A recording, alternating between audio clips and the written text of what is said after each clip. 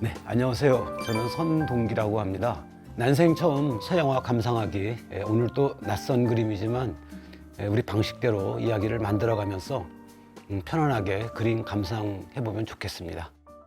오늘은 슬픔에 대한 생각 같이 나눠보실까 합니다. 오늘 보실 작품, 헨리 모슬러라는 화가의 작품인데요. 헨리 모슬러는 원래 폴란드에서 태어났습니다. 그리고 어려서 이제 미국으로 이민을 가게 됐죠. 그래서 국적은 이제 미국 화가라고 이제 돼 있죠. 미국에서 활동하던 중에 이제 그림을 배우러 가는 그 코스가 두 가지가 있는데 전에 말씀드렸었죠. 한쪽은 이제 파리, 또 한쪽은 독일의 이제 뮌헨과 düsseldorf 이제 두 군데로 되게 나뉘어서들 많이 유학들을 갔습니다.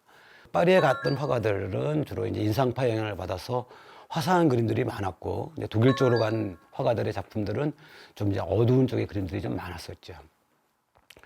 오늘 보실 이 모슬러의 작품은 이제 프랑스 정부가 룩셈부르 미술관에다가 이제 전시를 하기 위해서 이제 구입한 작품이었었습니다.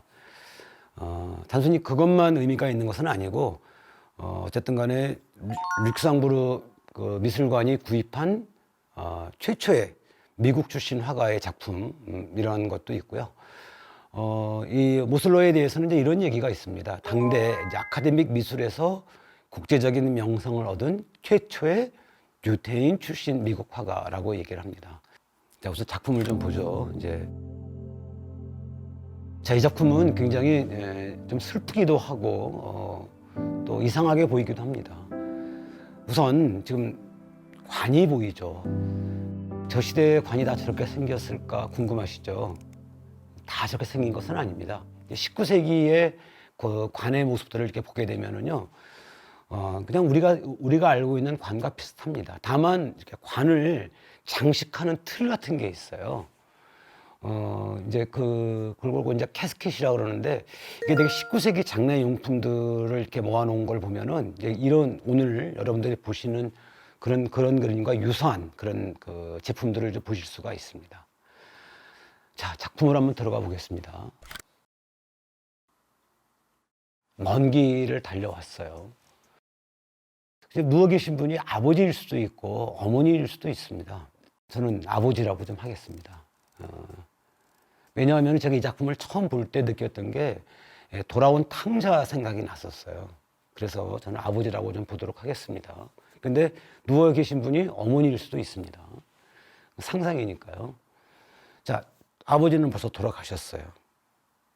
아버지한테 드려야 될 말씀도 많고, 또 아버지가 나한테 뭔가 하실 얘기도 있을 것 같은데 지금 할 수 있는 거라고는 아무것도 없습니다. 그저 고개를 조아리고 우는 것 외에는 뭘 할 수 있겠습니까? 이런 모습이 처음은 아닐 것 같은 그 옆에 신부님의 얼굴도 안타까움이 가득합니다. 말할 수 없이 남루한 옷차림, 그리고 또 신발도 못 신은 흙으로 범벅이 된 맨발을 한 그 아들의 모습이지만은 그래도 돌아왔다는 것을 아셨을까요? 아버지 또는 어머니 누워 계신 그 모습은 편해 보이기도 합니다. 돌아온 이제 탕자처럼 후회를 해보지만은 기다려주지 않는 것은 세월만이 아니죠. 혹시라도 못다한 것이 남았다면 좀 지금이라도 서둘러야 할 것 같습니다. 그동안 이제 우리가 시기를 놓치는 것들이 많죠. 이제 그림을 보면서 든 생각입니다. 살아오면서 만난 것들이 순환열차를 타는 것과 같은 것이었다면은 이번이 아니어도 다음 기회를 이용할 수도 있었겠지만은, 그런데 두 번 다시 오지 않는 기차가 대부분이잖아요. 멀어지는 그 기차의 뒷모습을 그 빈 플랫폼에 서서 봐야 했던 적이 너무 많았죠. 놓치어버린 것들이 많죠. 다시 오지 않는 기차를 놓치고 난 그 슬픔, 다시 못 만날 사람을 놓치고 난 슬픔, 이런 것들은 결국은 이 세상 떠날 때까지 가슴에 남지 않을까 싶기도 합니다. 두 번째 작품 보시겠습니다. 전쟁의 화신이라는 작품입니다. 부시기에 참혹하죠. 예, 이 작품을 그린 그 화가는 러시아의 그 바실리 베레샤킨이라는 화가였습니다. 이 러시아 화가들 중에는요, 특이한 그 경력을 가진 화가들이 있어요. 그러니까 당시 19세기의 러시아에서는 가장 좋은 엘리트들이 갈 수 있는 학교들이 사관학교였습니다. 그러니까 사관학교를 들어가서 거기에서 공부를 하는 동안에 뭐 상트페테르스부르크 아카데미라든가 모스크바 종합예술학교 같은 그런 학교로 밤에 가서 또 다른 공부를 할 수가 있었어요. 그래서 사관학교를 다니다가 미술에 빠져들어서 미술 공부를 하고 화가가 된 그런 경력을 가진 사람들이 꽤 등장을 합니다. 베레샤긴도 이제 그 중에 한 명이었는데요. 해군사관학교를 다니다가 이제 미술에 관심을 가졌어요. 그리고 학교를 졸업하고 나서 이제 상트페테르스부르크 미술학교에서 이제 공부를 하고 공부를 끝난 다음에 러시아군에 입대를 하게 됩니다. 이제 군대 입대를 해서 아주 그 혁혁한 공을 세웠죠. 그런데 그 전쟁을 하면서 그 전쟁의 참혹함을 너무 많이 봤어요. 이제 그런 그 본인의 경험을 이제 작품화한 것이죠. 작품을 한번 들어가 보겠습니다. 이 소름 끼치는 장면이죠. 황량한 들판에 이제 쌓여 있는 해골들이 작은 언덕을 만들었습니다. 까마귀들은 하늘과 해골 위에서 햇빛 아래서 이렇게 탈색되고 부서져가는 그 해골들을 바라보고 있습니다. 들판이에요. 인적조차 끊겼습니다.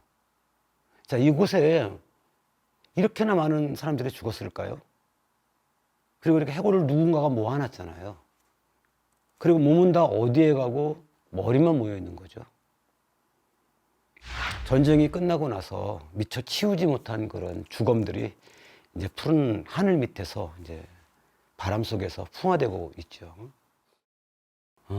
너무 맑은 날이어서 또 너무 밝은 때여서 더 처참해 보입니다.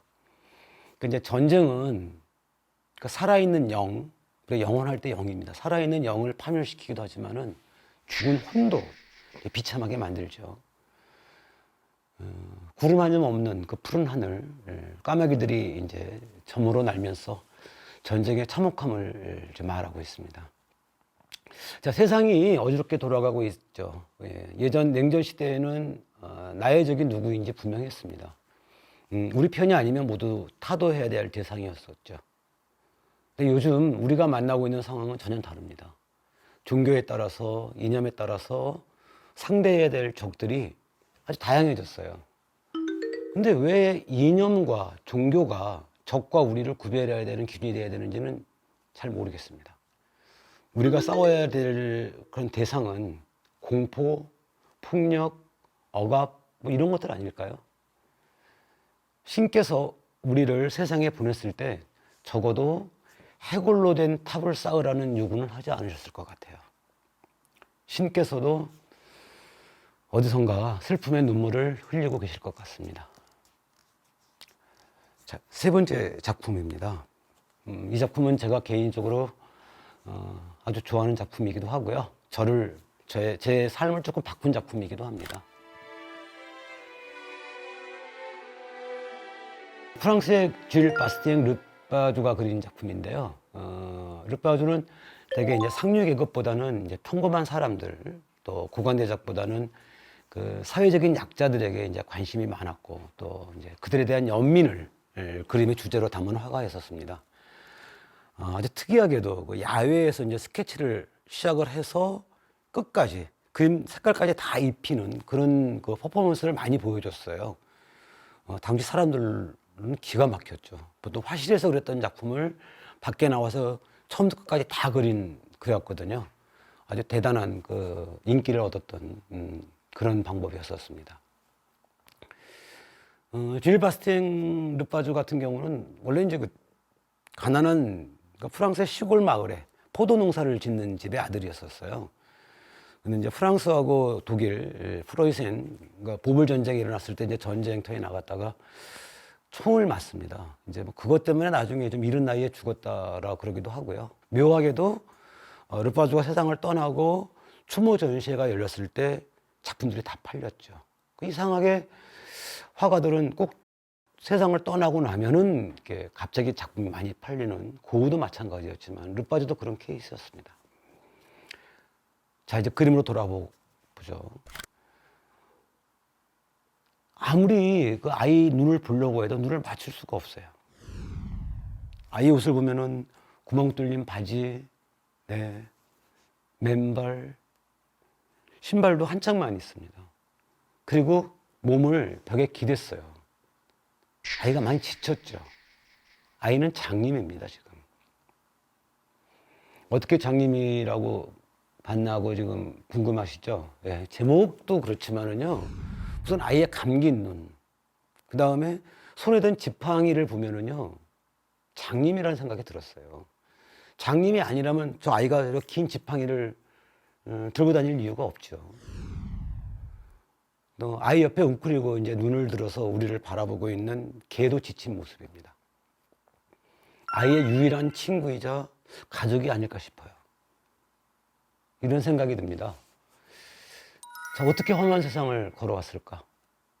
마음이 좀 스산해지죠. 예, 그림 속 아이도 꿈을 가지고 있었을 거예요. 지금도 꿈이 있겠죠. 꿈을 접지 않았으면 좋겠어요. 그러니까 세상을 이제 산다는 건 저는 그렇게 생각을 합니다. 자신이 가지고 있는 꿈을 조금씩 연료로 쓰면서 흔들리며 가는 거거든요. 물론 앞이 안 보이는 아이니까 남보다 훨씬 더 많이 흔들릴 거예요. 지금도 아마 저 아이 같은 아이들이 어딘가에는 있을 것 같습니다. 저 아이가 앉아있는 벽 바로 오른쪽 조그만 공간이지만 거기는 큰 거리예요. 거기는 이 아이랑은 전혀 다른 사람들이 사는 세상인 거죠.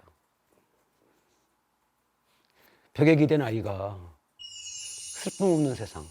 지금 벽에 기대고 잠깐 잠이 든 것 같은데 꿈속에서나라도 잠시 만났으면 하는 생각입니다. 자, 오늘 그림 감상 어떠셨는지요? 네.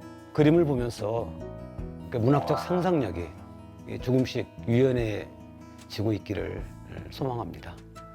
자, 그럼 다음 시간에는 사랑이라는 주제로 이야기를 진행해 보도록 하겠습니다.